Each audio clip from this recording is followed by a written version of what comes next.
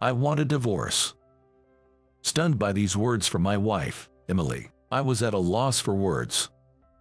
Emily had said this without giving me any reason at all.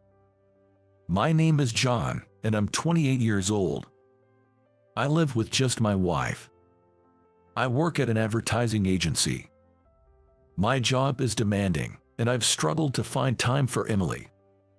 Could that have been the cause?" Emily suddenly brought up divorce. No matter what I asked, Emily adamantly demanded a divorce, and eventually, I had no choice but to give in.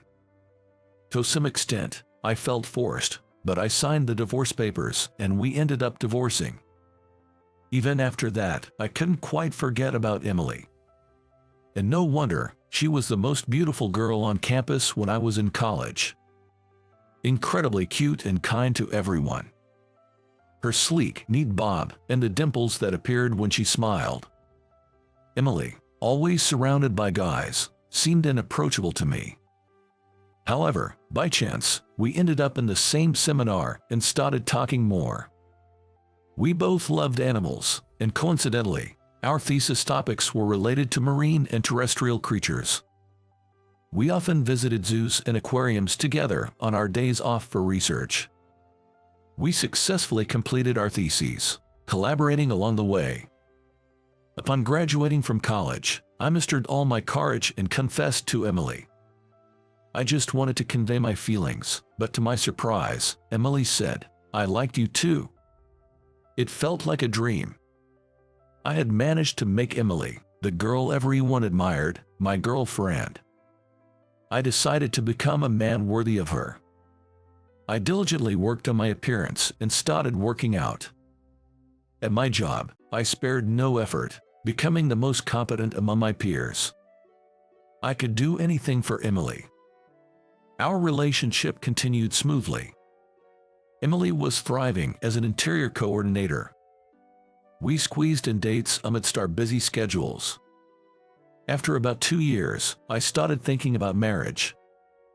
We were on a date at Emily's favorite aquarium. As Emily was looking at the fish through the glass, I said, "Can I talk to you for a moment? I have something important to say." When I called Emily, she turned towards me. It was just Emily and me there.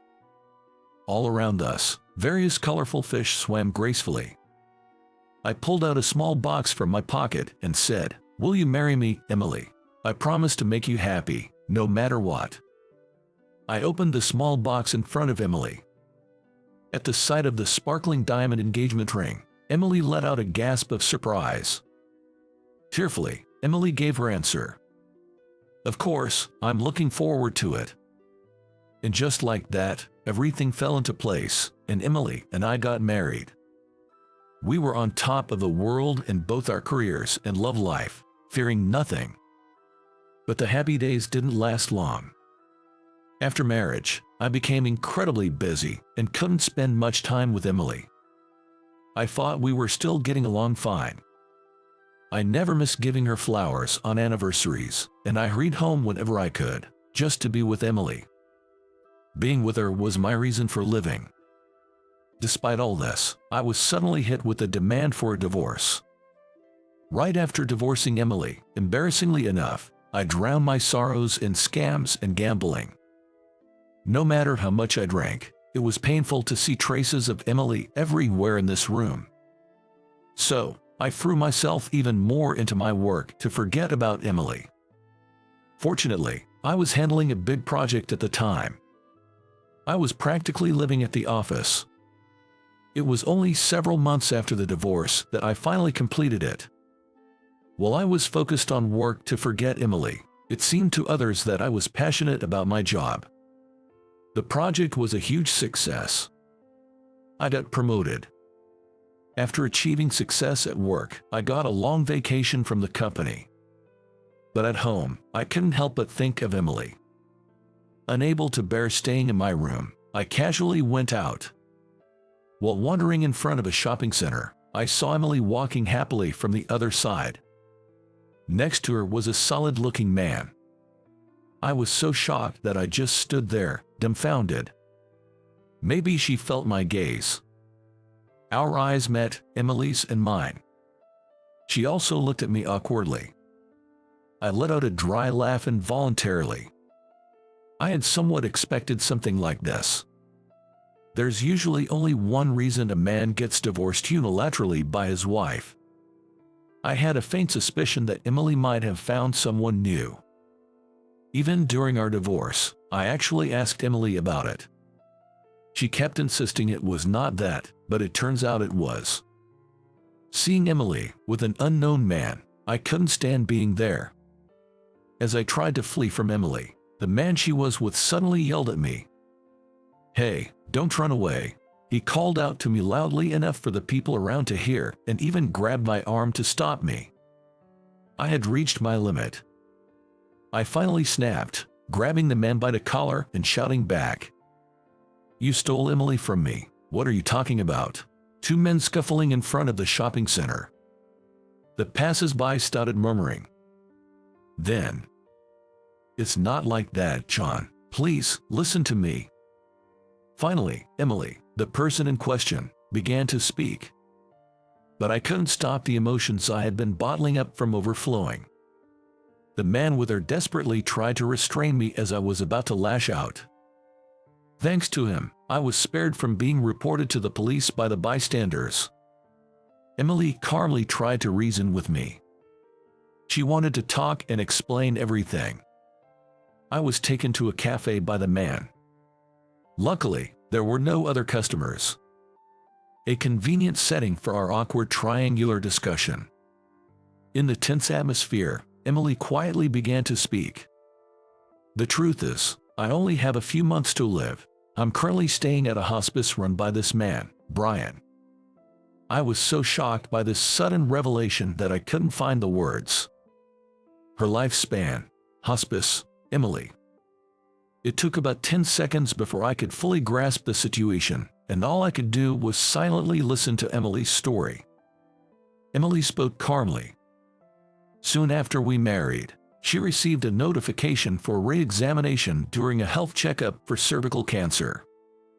I was busy with work day after day, and Emily had no pain, so neither of us suspected it was cancer. That's why Emily didn't rush to get the re-examination. A few months later, when Emily finally visited the hospital, the cancer had metastasized beyond her uterus, and the doctors couldn't do anything. Emily was suddenly given a prognosis of her remaining life. After that, Emily struggled terribly with her thoughts. I was a young, promising professional in the prime of my career. We had just married, and sooner or later, we had to think about starting a family.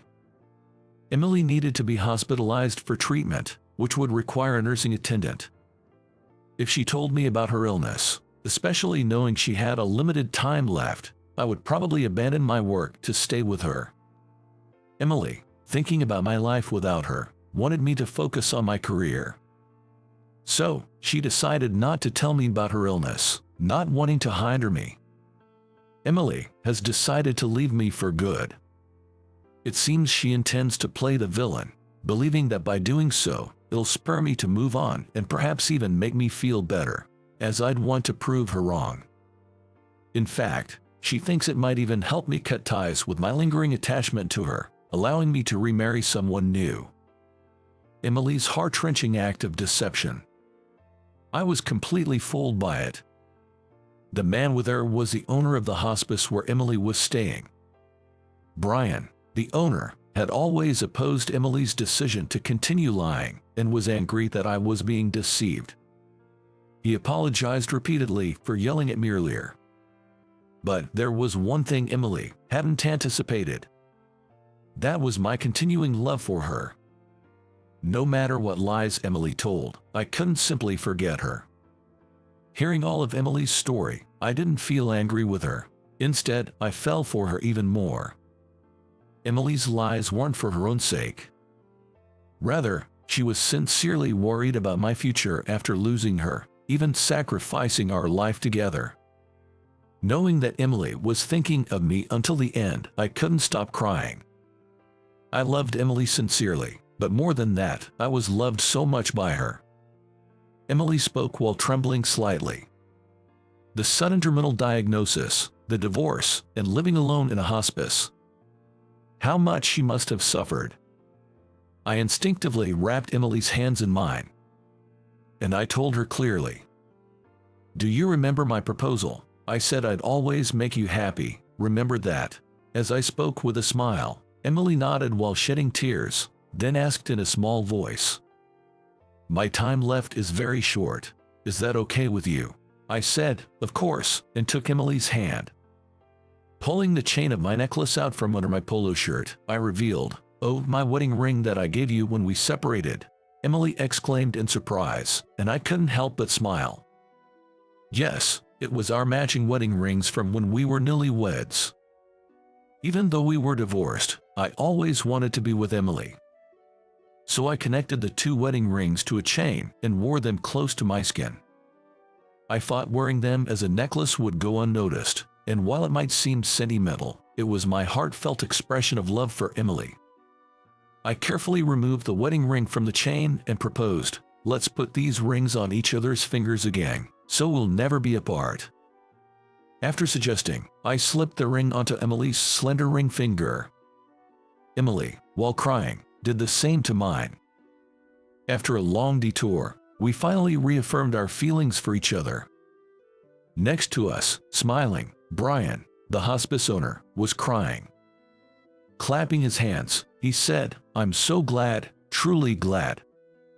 Emily was against it, but I decided to take a leave of absence from work for a while. My boss, who had also lost his wife early, understood and agreed to take over my work responsibilities. I brought Emily, with her limited time left, back to our home instead of the hospice. We decided to spend our final moments together. Emily made bento boxes, and we went to various places. We visited a local flower field, a ranch, a zoo, an aquarium, and even the top of the rock. The most memorable visit was to the National Aquarium, a place Emily had longed to see. The last few months with Emily were incredibly peaceful, becoming unforgettable memories for a lifetime. Several months have passed since Emily's passing. It's not that I don't feel sad or lonely. But Emily will always be in my heart. I will continue to live my life to the fullest, cherishing our memories. That's the promise I made in the end.